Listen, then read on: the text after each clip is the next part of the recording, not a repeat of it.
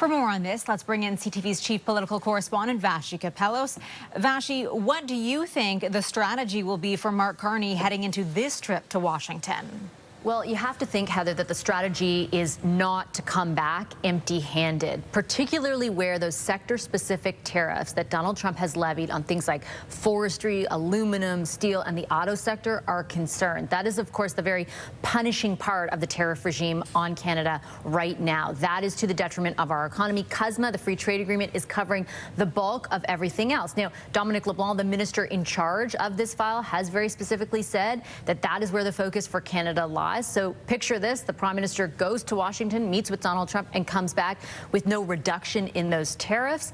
I think that would not play very politically well for the government, particularly because they have given up some stuff even to get to this point, even to get to this meeting, the digital services taxes, a number of counter tariffs, for example. So all of that is on the table. If that cannot secure us some kind of reduction on those sectoral tariffs, I think, as far as a strategy or the politics of all of this is concerned, you could expect the opposition to go very, very hard at the Prime Minister and his government. So I will be watching for any tangibles to come out of this. I'm not sure it will be enough, politically speaking, for the Prime Minister to go on that trip, come back and say, well, negotiations continue.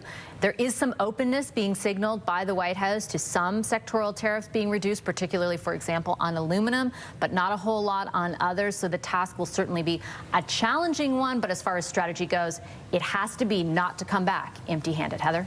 CTV's chief political correspondent, Vassy Kapelos. Thanks, Vassy.